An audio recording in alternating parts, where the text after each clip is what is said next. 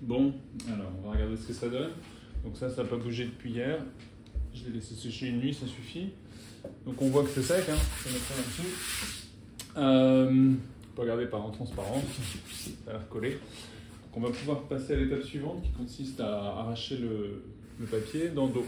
Je voulais juste dire un truc. Là j'ai utilisé de la toile, donc polyester. Elle est blanche naturellement. Là-dessus, j'avais fait mon expérience sur du lin qui est plutôt gris. Il y a aussi la toile en coton. Alors la toile en coton, ça se vend pour pas très cher. L'inconvénient du coton, c'est que ça dure pas très longtemps, donc tout dépend de ce qu'on fait. Si on fait une expérience dont on n'a pas l'intention de garder le résultat longtemps, c'est pas grave. Mais sinon, imaginez, prenez un t-shirt qui a 30 ans, est-ce qu'on peut encore le mettre? Non, il va être plein de trous, la toile se sera défaite d'elle-même. Donc si vous voulez garder les toiles longtemps, faut éviter le coton. Pour commencer, pour s'entraîner, oui, pas de problème. Parce que le lin, c'est quand même 10 ou 20 fois plus cher que le coton. Deuxième chose, celui-là, donc de ce côté-là, il a été préparé. C'est-à-dire que dessus, il y a une couche d'un produit qui s'appelle le gesso. C'est ça. C'est de la peinture avec de la colle. Et là, le but du gesso, c'est de boucher les pores du tissu pour pas qu'il absorbe. Parce que si vous avez déjà essayé de mettre de la peinture, même de la peinture à l'eau sur du tissu, ben ça fait une tache qui se diffuse dans les fibres du tissu. Donc en mettant du gesso, ou n'importe quoi dessus d'ailleurs, on bouche les pores du tissu, on en fait une sorte de toile enduite, de toile vernie.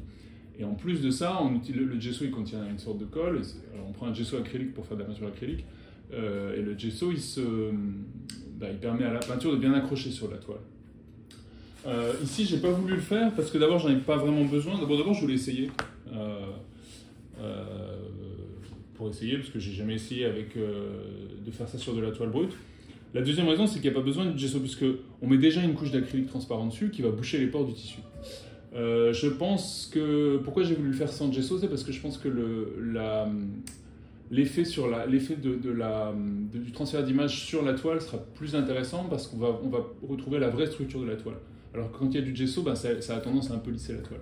Mais bon, on va voir, ce serait un résultat. Ça marche très bien avec des toiles préparées. Hein. Souvent d'ailleurs, ça c'est de la toile, c'est pas de la toile à peindre, c'est de la toile de polyester pur que j'ai acheté chez un marchand de toile.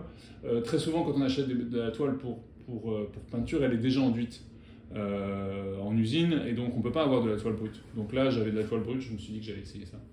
Voilà, maintenant l'étape suivante, c'est d'aller essayer d'enlever de gratter ça pour retirer le papier.